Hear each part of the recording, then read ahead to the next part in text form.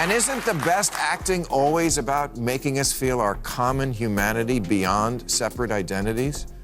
A black George Washington in Hamilton, of course. But Ryan Gosling as Frederick Douglass? Yes, that would be problematic.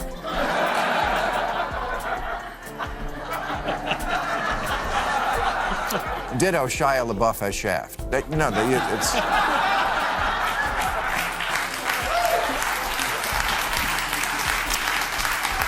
Why don't we just go by merit and let the best actor win? Which seems like what happened when Ana de Armas just got picked to play Marilyn Monroe, even though she's Cuban with an accent.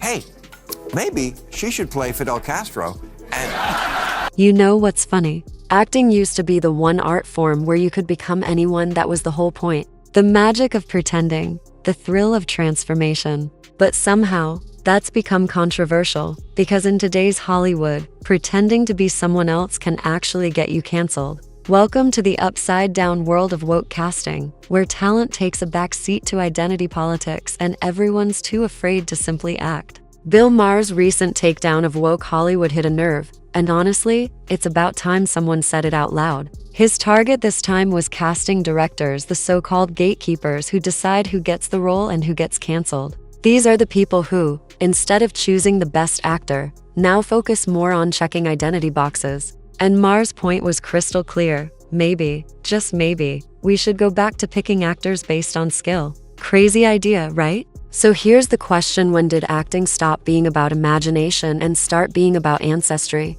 James Franco gets cast to play Fidel Castro, and suddenly John Leguizamo, who by the way, once played a Venetian, a Frenchman, and even an Italian plumber, calls for a boycott over appropriation. Really? The guy built his career playing characters outside his background, and now it's suddenly a problem when someone else does it. That's not activism. That's hypocrisy pretending to be... Casting directors have to stop listening to the casting police and go back to doing their job, which is picking the best actor for the role. Now, I mention this because a lot of people lately are either apologizing for or calling on others to apologize for playing roles they call appropriation. James Franco was just chosen to play Fidel Castro, and John Leguizamo posted, "No more appropriation. Boycott. It's f***ed up. I don't got a problem with Franco, but he ain't Latino." Okay, but John Leguizamo is Colombian American. He ain't a Venetian, but he played one. And Maher absolutely nails it. Acting has always been about stepping into someone else's life, telling stories that challenge your empathy and creativity. The whole purpose of acting is to not be yourself. You don't need to share someone's DNA to tell their story with honesty and emotion. Just imagine if that rule had always existed, half of Hollywood's greatest performances would never have happened. He ain't a French little person or an Italian plumber, but he played them too, because he's...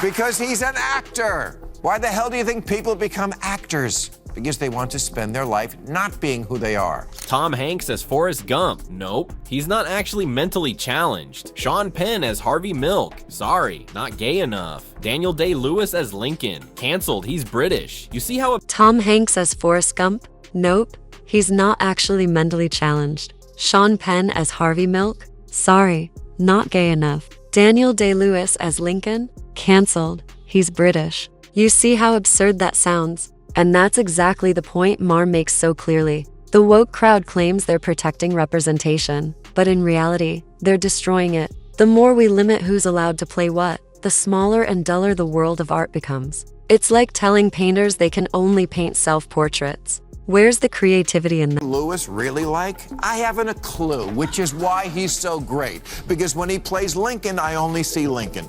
I don't think, well, there's a British heterosexual. But Hanks says, I don't think people would accept the inauthenticity of a straight guy playing a gay guy because, quote, we're beyond that now. Don't get him started on bosom buddies. I mean, really? Does Forrest Gump get thrown under the bus too because Tom isn't really mentally challenged? And as far as we're beyond that, no. No, that implies progress. This is the opposite. This is regression. But it's not just about one actor or one role, it's about a mindset that's slowly choking art itself. Today's Hollywood is frozen by fear, with everyone terrified of offending someone, so they end up creating the safest and most lifeless content possible. And you can feel it as a viewer, can't you? Movies that look polished but feel empty, because actors aren't performing with freedom anymore, they're performing with caution. Every line, every casting choice is filtered through politics instead of passion. Maher made a great point using Eddie Redmayne as an example. Remember when he played a transgender woman in The Danish Girl? Back then, he was praised for his bravery and for portraying that experience with empathy and depth. But years later, he called it a mistake. Why? Because the woke crowd decided that only trans actors should play trans roles. And you have to ask yourself, why apologize for doing exactly what acting is supposed to do? Creating sounds like an unforgivable sin until you remember that's what acting is. That's why acting jobs are called roles. Sean Penn won an Oscar for playing gay civil rights martyr Harvey Milk. At the time, it was considered a courageous act of solidarity for a straight male movie star to play a homosexual. Now it's the opposite. Eddie Redmayne played a transgender woman in The Danish Girl, but now calls that a mistake because many people don't have a chair at the table. Well, actually, in movies now, they do. And what does it have to do with you playing trans? Does it then work the other way? Can trans actors only play trans characters? Because that's not going to be a good deal. Eddie's performance wasn't mocking or disrespectful, it was deeply human. He brought understanding to people who might never have connected with that story otherwise. Isn't that what representation is supposed to achieve? But apparently, that's no longer enough, because the outrage machine never stops. Even when you do everything right, it's no longer about progress. It's about control, about who gets to define morality in art. And that's what people need to wake up to. This endless moral policing doesn't elevate art, it flattens it. And let's not ignore the double standards. When a minority actor plays a traditionally white role, it's praised as groundbreaking representation. But when the reverse happens, it's labeled cultural appropriation. So which is it? You can't have artistic freedom that only works in one direction. Either everyone gets to explore new roles, or no one does. Fairness doesn't exist when it's selective. Is always about making us feel our common humanity beyond separate identities? A black George Washington in Hamilton, of course. But Ryan Gosling as Frederick Douglass? Yes, that would be problematic.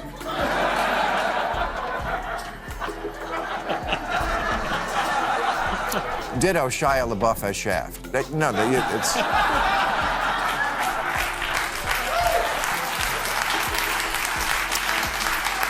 Why don't we just go by merit and let the best actor win?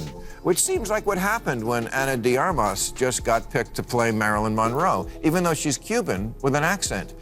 Hey, maybe she should play Fidel Castro and... Take Ana de Armas, for example. She got picked to play Marilyn Monroe. Take Ana de Armas, for example. She was cast to play Marilyn Monroe, and people went crazy because she's Cuban and has an accent. But she absolutely nailed it. Her performance was haunting, emotional, and beautifully layered. Isn't that what acting is all about? Nobody in the audience cares about her ancestry. They care that she became Marilyn. That's the essence of acting. But in today's Hollywood, a casting choice like that almost feels rebellious. And that's exactly Maher's point. When art starts revolving around politics instead of passion, we lose the heart of creativity. When every film is built on rules about who should or shouldn't play a part, we stop telling stories and start managing outrage. It's exhausting for the artists, the audiences, and everyone in between.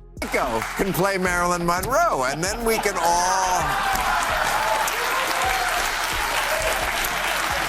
all stay in our lanes. Is that what diversity and inclusion look like now? Everybody's staying in their lane? Lawrence of Arabia was gay. Peter O'Toole wasn't. I can live with that. Because he was so cool, he almost made me gay. Emma Stone caught hell for playing a Hawaiian, Jake Gyllenhaal for playing a Persian, Gal Gadot for wanting to play Cleopatra, Johnny Depp for playing an Indian. even though he's not an actual Comanche, and spoiler alert, he also doesn't really have scissors. But here's where it gets even more unbelievable. Even Hollywood legends are giving into this nonsense. Tom Hanks openly said he wouldn't take his Oscar-winning role in Philadelphia today because the character was gay, and he's not. Let that sink in. One of the greatest performances in film history, a movie that changed hearts, raised awareness, and broke barriers, wouldn't even be made today. Why? Because we've started confusing empathy with offense. Think about it. If we follow that logic, it means gay actors can only play gay characters, trans actors can only play trans roles, and straight actors can't play queer characters. And what about everyone else? Does that mean a murderer can only be played by an actual murderer? Or a war hero only by someone who's fought in war? It's absurd. Acting is empathy, plain and simple. Now says that if Philadelphia were made today, he wouldn't do it because the character was gay and he's not. Well, besides the fact that this would force all gay actors to reveal their sexuality, even if they didn't want to, great actors, which Tom is one, try hard to keep their private lives private so we don't think of their real lives when we see them in a movie that attempts to transport us into a different world. Could you really look at this actress now and not think of the trial? Should she only play bedshitters now? It's the process of imagining a life that isn't your own. That's the whole point of acting. Take that away, and what's left? And let's be honest, this so-called authenticity rule doesn't just hurt actors, it hurts audiences too. Because instead of losing ourselves in a movie, we're now constantly reminded of who the actor really is. Oh, she's not actually Hawaiian, or he's not really Persian. It breaks the illusion. The magic disappears. Films start feeling more like lectures than stories, and who wants that? The real irony is that the same people pushing these rules claim to love diversity, but they're actually limiting it. They're boxing art into narrow identity lanes where no one's allowed to explore beyond their own reflection. But real diversity isn't about separation, it's about connection. It's about understanding different experiences through imagination. That's how empathy is built, by stepping into someone else's world. What these people call progress is actually dismantling the very diversity they claim to defend. Frankly, typical of so much wokeness that doesn't build on liberalism. It undoes it. Empathy, putting yourself in someone else's place so you can understand them better, used to be the very heart of liberalism. Now it's considered offensive because don't even try to put yourself in my shoes because you could never know. What a bunch of that always was. Of course, no one can ever know exactly what another person's struggle is, but we try. And Maher drives this point home perfectly. He explains that this mindset doesn't strengthen liberalism, it unravels it. There was a time when empathy stood at the heart of liberal values, the belief that you could understand someone's pain even if you hadn't lived it yourself. But the new woke philosophy flips that idea on its head, saying, you could never understand my struggle, so don't even try. That's not empathy, it's division dressed up as compassion. Like Me was a 1950s book about a white man who darkened his skin and went out into society because he wanted to understand what his black brothers and sisters were up against. Today, all the woke mob would see about that was a guy who did blackface. Steven Spielberg recently remade West Side Story and bent over backwards to respect ethnicities and ended up pleasing nobody. And it's too bad because the original musical was created by Stephen Sondheim, Arthur Lawrence, and Leonard Bernstein. Today, he'd be torn apart as a racist. But back then, his goal was understanding empathy turned into action. The woke crowd wouldn't see it that way now. They'd call it blackface and cancel him before lunch. It's sad how far things have fallen. Even Spielberg, yes, that Spielberg found out the hard way. When he remade West Side Story, he went to great lengths to cast actors who perfectly matched every ethnicity. And still, it wasn't enough. Because the woke mob can't be satisfied. You can follow every rule, make every apology, and they'll still find something to be offended by. Their goal isn't to make art better, it's to control. Next thing you're gonna tell me street gangs don't even dance. And now they're making a movie about Leonard Bernstein, and Bradley Cooper is playing it. I mean, if he can get through the picket lines. You see, like Rachel Brosnahan playing Mrs. Maisel and Helen Mirren playing Israeli Prime Minister Golda Meir. Bradley is sadly a Gentile. And that's the new sin in Hollywood, being a non-Jewish actor portraying a Jew. Because that's always been the problem in Hollywood, not enough. And that's why Hollywood feels so lifeless now. Everyone's afraid to make a wrong move. The same industry that once thrived on fearless creativity has become a factory of fear. Instead of breaking barriers, it builds them. Instead of inspiring empathy, it punishes it. The woke crowd doesn't create culture, it controls it. Maher said it best. This isn't progress. It's regression disguised as virtue. And the saddest part is that it's killing the shared human experience art was meant to celebrate. Acting should remind us of what we have in common, not divide us by background. When we stop trying to understand each other, we lose what makes us human. Maybe it's time for Hollywood to remember what it's supposed to be: a space for imagination, not an ideological courtroom. Let actors act. Let artists create. Stop treating creativity like a crime scene. Because when every role is filtered through politics, nobody wins, not the actors, not the audience, and certainly not the art. At the end of the day, people don't go to the movies for lectures, they go for stories that make them feel something. Laughter, tears, wonder, connection. You don't leave a great film thinking about the actor's identity. You leave thinking about the character. And that's the magic we're losing. Bill Maher's right, Hollywood has lost the plot. But maybe, just maybe, calling this out is the first step to getting it back. Because art doesn't belong to ideologues. It belongs to everyone. If we want to keep it alive, we've got to let it breathe again. And hey, if you agree that art should be free, hit that like button, drop a comment, and tell me what you think. Should actors be able to play anyone? Or should casting always match identity? I want to hear your thoughts. And don't forget to subscribe, we've got more videos like this coming, the kind Hollywood definitely doesn't want you to see.